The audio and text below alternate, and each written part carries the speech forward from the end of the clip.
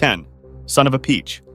Arguably, the closest the world has come to a nuclear catastrophe was during the Cuban Missile Crisis of 1962, when tensions between the United States and the Soviet Union reached a critical point.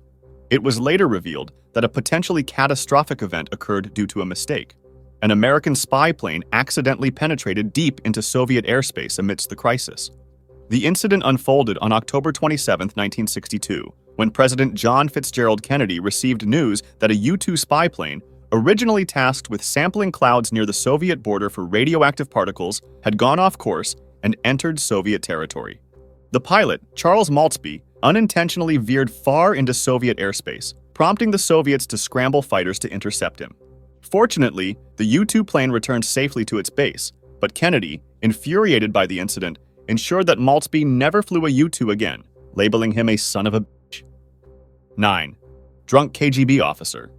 During the early hours of August 31, 1971, London police officer Charles Shearer noticed a car swerving erratically on the road and proceeded to pull it over. Upon stopping, a blonde woman hastily exited the passenger side and vanished into the darkness. The driver, displaying signs of severe intoxication and speaking with a strong foreign accent, struggled to exit the vehicle with a hostile demeanor and unsteady gait. Shearer promptly apprehended the driver and placed him in handcuffs before transporting him to the police station. During the journey, the intoxicated driver arrogantly extended his legs onto the back of Shearer's seat. Annoyed, Shearer turned to him and demanded, "What do you think you're doing? Remove your feet from the back of my seat." To which the drunk retorted, "You have no right to talk to me like that. You cannot touch me. I am a KGB officer."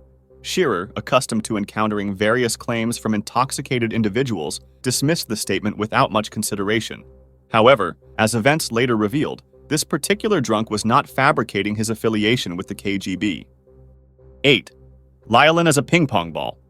Upon arrival at the police station, the intoxicated driver, identified as Oleg Lyalin, a trade representative from the Soviet embassy, adamantly refused to comply with breathalyzer, urine, or blood tests, demonstrating a lack of cooperation.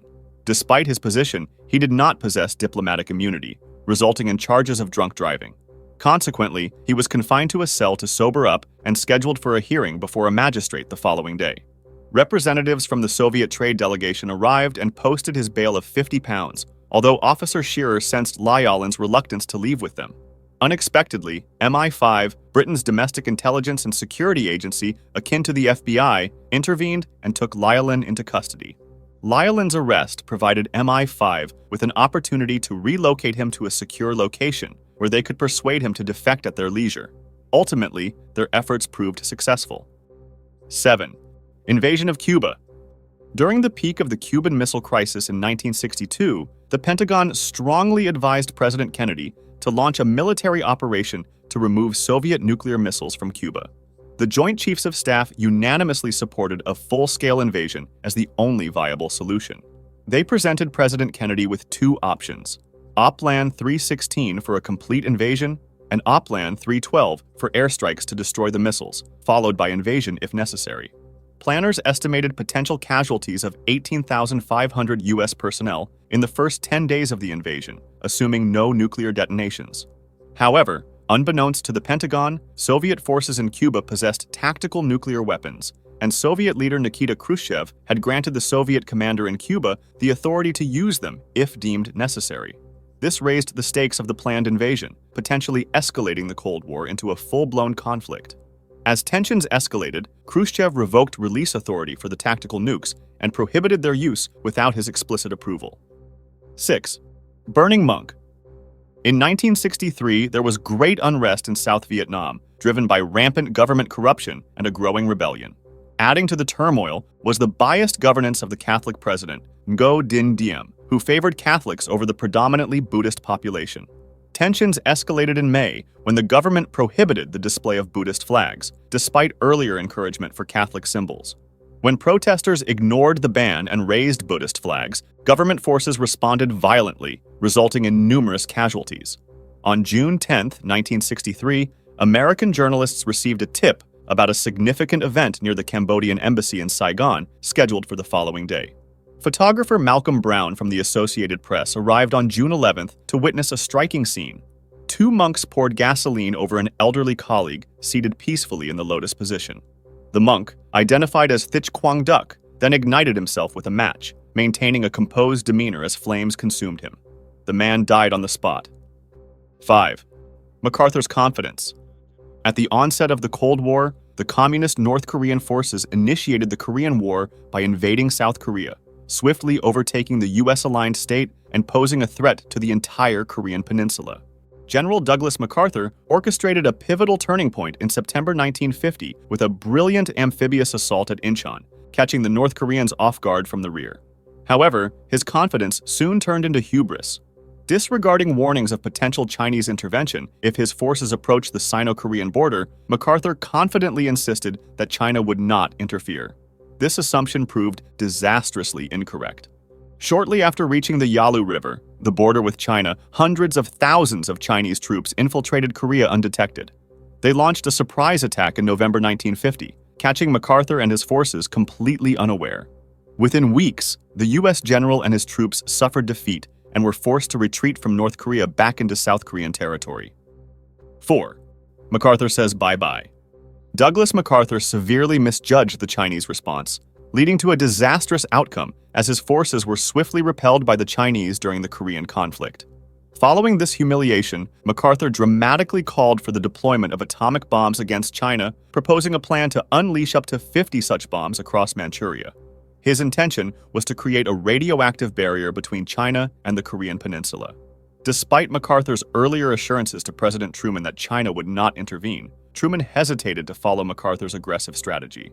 When MacArthur publicly opposed Truman's stance and continued to disregard orders, Truman, asserting civilian control over the military, made the bold decision to dismiss MacArthur from his command. 3. Project Retro. Envision an ICBM journeying from the Soviet Union to New York City over 30 minutes.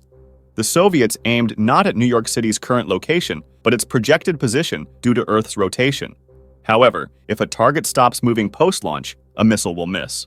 Thus, the US Air Force proposed using rocket engines to halt Earth's rotation. Planners envisioned a massive array of 1,000 Atlas engines to achieve this. While seemingly outlandish, this scheme aimed to render Soviet ICBMs ineffective. The Air Force sought to test its feasibility, leading Rand Corporation to evaluate the concept in 1960. Though theoretically promising, the transition from theory to practice posed significant challenges, highlighting the complexity of implementing such strategic initiatives. 2. Stopping the Earth. The US Air Force's initial estimate of 1,000 rocket engines to halt Earth's rotation was debunked by Daniel Ellsberg of Rand Corporation, who determined it would require an astronomical 1 million billion Atlas rockets, far beyond any conceivable budget. Even if financially viable, the consequences would dwarf those of a nuclear strike. Slowing Earth's rotation for 20 minutes to deflect a missile by a mere 10 miles would unleash cataclysmic earthquakes, tsunamis, and hurricanes of unprecedented scale. Such an event would make a nuclear Armageddon seem mild by comparison, highlighting the immense risks inherent in manipulating planetary dynamics. This proposal underscores the intricate interplay between scientific inquiry, military strategy, and the sobering reality of potential global catastrophe. 1. Attack of Extraterrestrials. President Ronald Reagan, dubbed the Happy Cold Warrior, exuded optimism despite vehemently opposing communism and the Soviet Union, contributing to its eventual collapse. Surprisingly, Reagan also sought cooperation with the Soviets, evident during the 1985 Geneva summit, when he posed a hypothetical question to Mikhail Gorbachev about extraterrestrial attacks. Gorbachev assured assistance, reflecting Reagan's fascination with science fiction and suggesting the potential for extraterrestrial intervention to ease Cold War tensions. This exchange underscores the interplay between geopolitical realities and speculative fiction, hinting at how an external threat could have spurred global cooperation and altered history. Reagan's openness to such speculation reveals a nuanced approach to international relations, blending pragmatism with imagination in navigating the complexities of the Cold War era. Thank you for watching. If you enjoyed the video, then don't forget to leave a thumb up and subscribe to my channel. Feel free to share your suggestions for future episodes in the comments.